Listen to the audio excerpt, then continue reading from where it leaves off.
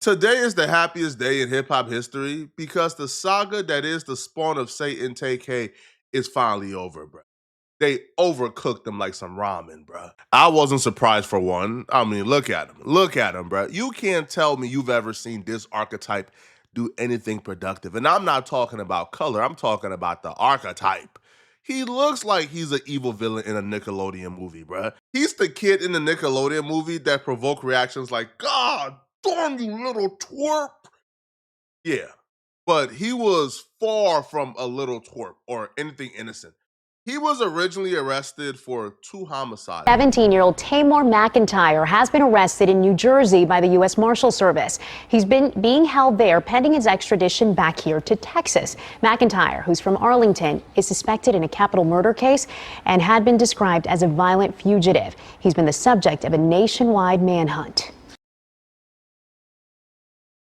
New at 6, video of teen rapper TK as police question him about his role in a deadly home invasion in Mansfield. The video was shown to the jury this afternoon in Tamor McIntyre's capital murder trial. Jason Allen is live inside the Tim Curry Criminal Justice Center in Fort Worth with the details. Jason? And Gilma, the doors of the court are just cracking open here behind me. It looks like they have just finished up for the evening. The jury today, not only in that video, heard Tamor McIntyre admit to being part of this crime when it happened, they also heard from a man who was shot that night and survived. This video from almost 3 years ago shows a 16-year-old Tamor McIntyre in a small room with police, uncomfortable, wiping his eyes at times, and finally admitting to investigators he played a role in a home invasion and murder in Mansfield. This dude is just deplorable on all levels. He went out completely sad. To regular people, he's deplorable because he's a murderer. And to the street dudes, he's deplorable because he's a rat. He told, right? But when he got arrested, he tried to play the I was just a kid officer. I was just a part of the home invasion that led to a murder. I don't know what I was doing. I was scared. And then he told on everybody involved. And then the officers realized you aren't just a kid involved in this. You aren't just some type of innocent dude. No, because we got you on camera committing another homicide. This time you were the shooter. He was excited. His passion was photography. His passion was taking photographs and wanted to make that his career. He was young. He was just 20 years old. Tamor McIntyre was almost 17 years old. He was an up-and-coming rapper that contacted Mark about this photo shoot.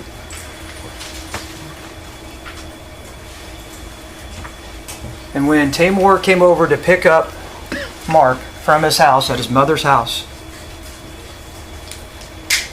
Mark went outside with his backpack and his camera, very definable white type camera, ran off to this car down the street, a black Kia.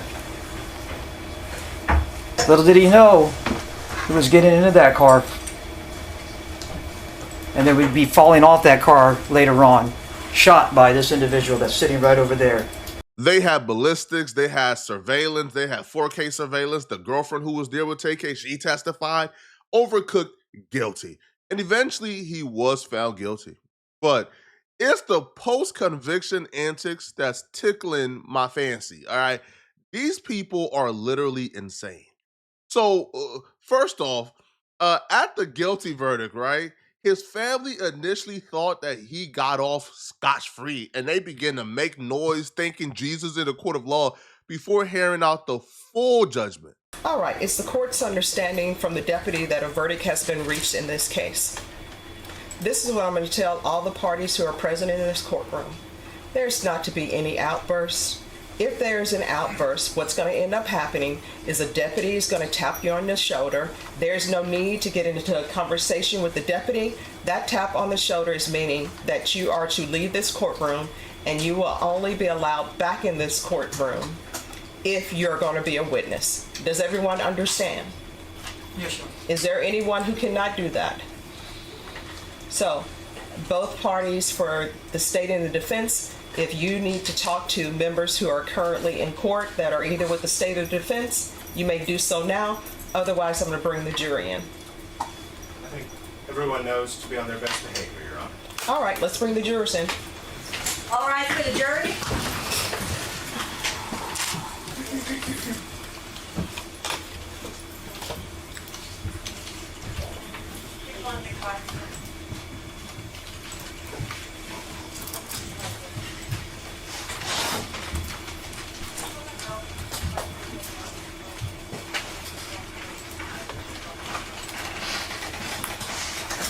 All right, everyone, please be seated.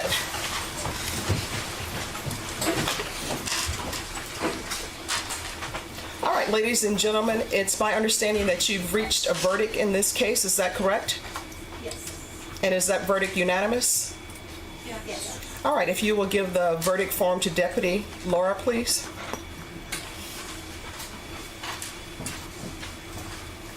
Thank you.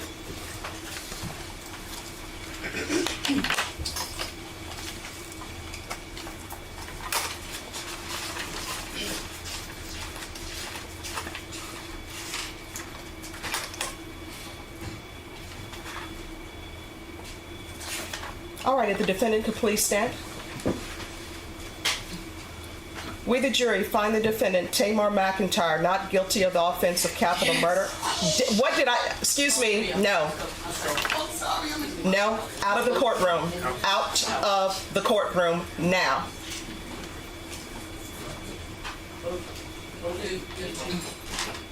Yes.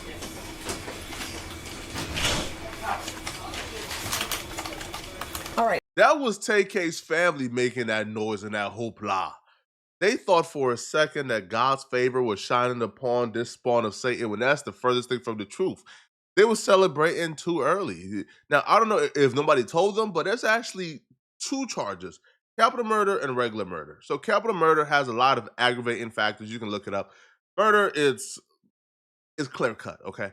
So TK gets found not guilty of capital murder, which means he's not gonna get the death penalty, which is, I mean, to be honest, I think that's like an easy let out, bro. I want somebody to spend 100 years in jail. I don't want them to take the easy way out.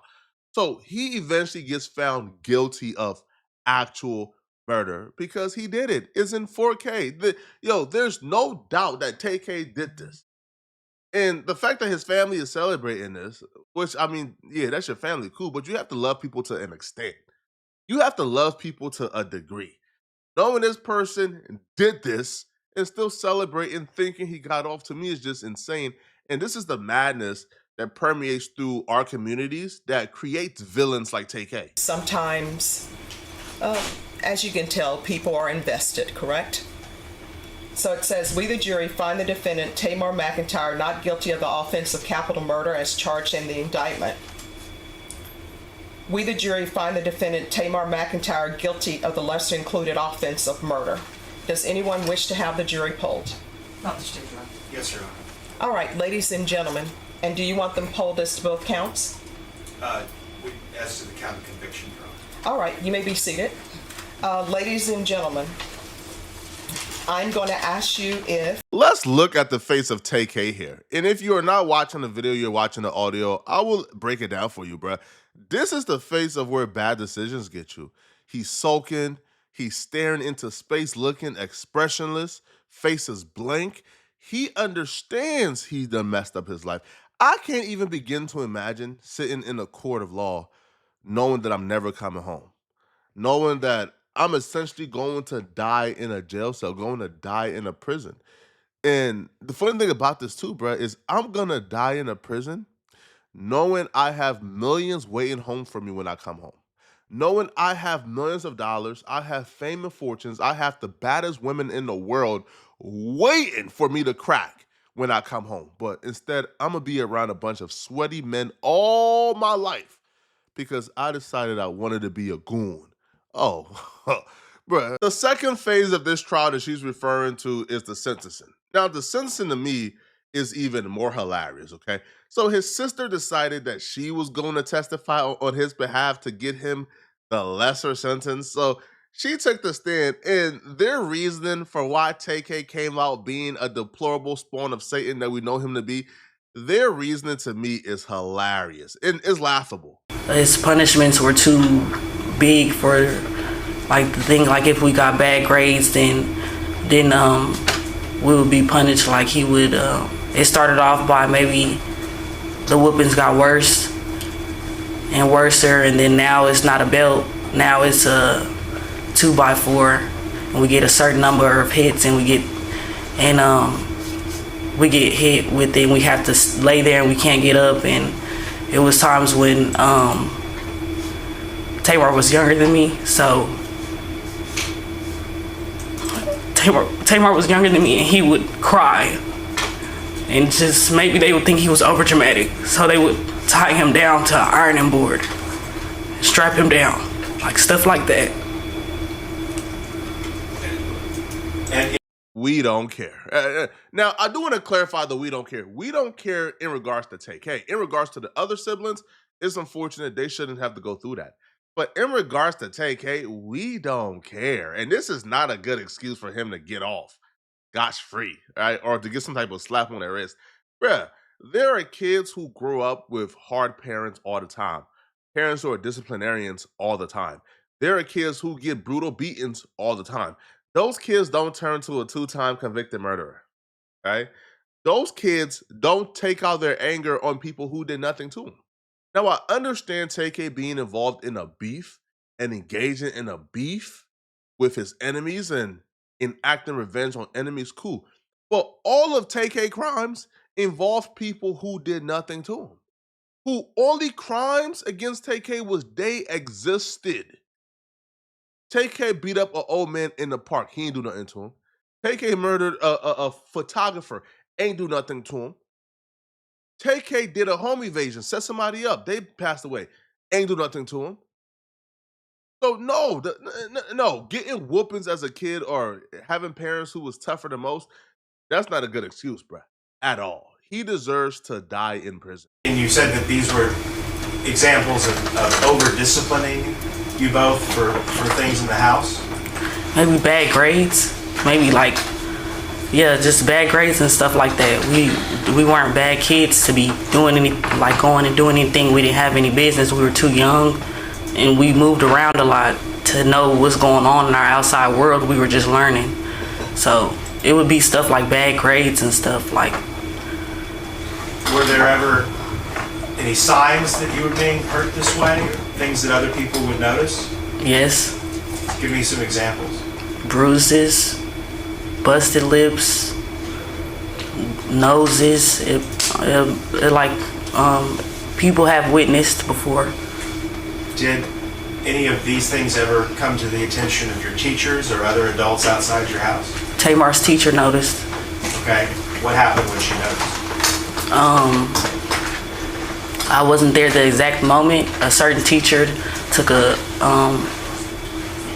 maybe noticed Tamar and built a relationship with him. And one day he had some type of bruising or something on his face. I don't know what it was. I don't know if it was a black eye or what, but the teacher ended up asking him, and he ended up being honest with her. And the school intervened, and they called our dad and our stepmom. Our stepmom came to the school, and they ended up talking to us, saying that we can't have any contact with our dad, and they just released us to her the same day. Okay, but she was living in the same house as your dad, or yes. No? All that hooting and hollering and no accountability and pity stories ain't working with that judge, bro. Now, I don't know if they thought because the judge was a black woman that bringing up his black sister and having her give a pity story was going to not hold him accountable. It didn't work not one bit, bro. That judge looked TK in his eyes, pulled out her gavel, bro, and she said, 80 years. She said, 80 years. Yeah, it's over with, man. 80 years. Right? That's your natural life, bro. You ain't never coming out. Mr. McIntyre, I want you to know that I listened to all of the evidence in punishment and thought about whether or not your sentence should be stacked. I don't know where your mom is, don't know where your father is. I know that you had a rough childhood. And I do know that these offenses occurred when you were very young. And I understand the state of the law, what people consider an adult. I listened to the testimony of the expert that was brought by defense counsel. You've already been sentenced to murder in the other county, and then you have a murder here. And the sentence for 55 years, that's a stiff sentence. This 80-year sentence is a stiff sentence. And these are cases where you have to serve half your time, and that's day for day time, and I recognize that. Hopefully you will grow, but based upon his age, based upon the number of years that he has received out of Tarrant County and the number of years that he's received here, based upon his history and the lack of any type of good parenting. From what I can tell, his mother wasn't a good parent to him. His father wasn't a good parent to him. Child Protective Services was not good. And if you believe the testimony, I don't know why Child Protective Services would place children back with a father who put the children's mother in the hospital. Is there something else that needs to be done with our society? Yes. Is more money needed for Child Protective Services and their workers? Yes. And I do realize that while this is a lot of time, and I tell people all the time, any time that you do in custody is a lot of time. But by that same token, you're still alive. And what the state has said is true. You're still alive. You can still better yourself. If you end up in prison for the rest of your life, you're still alive. You still can improve yourself. Your family can still visit you. But the complainant in this case is deceased. And you need to internalize that the complainant in this case is deceased and that his family is never going to see him again. So you're going to have to make changes. And you're going to have to remove people from your life who are not of benefit in the means of making you a better person.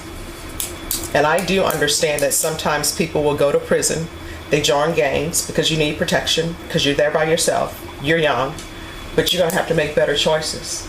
Do you understand? Yes, ma'am. So I'm gonna sentence him to 80 years in the prison, give him credit for any time served. There is a $0 fine. This will run concurrent with 1511547D. And that's it. That's the end of the story of TK. Once had an opportunity to be a multi-millionaire, multi-platinum musician, but instead he chose the streets. And him choosing the streets took away the millions, took away the fortune, took away the fame. Now he's infamous. He gained infamy, but it took away the fame. And now he's going to spend the rest of his life in prison. Hey, man, don't be a gangster, kids, okay? Don't go out like TK, bruh. Enjoy the millions of dollars. That's the cool thing to do. Y'all let me know in the comment section, what do you guys think about this, okay? And if you're still watching, click on this video here somewhere on my screen, somewhere here, man, to find out the... And if you're still watching, click on this video here somewhere on my screen to find out about the Brick Baby drama. There's more bad news that recently developed. You don't want to miss it. Click on this video right here to find out what I'm talking about. I'm out of here, folks. Peace.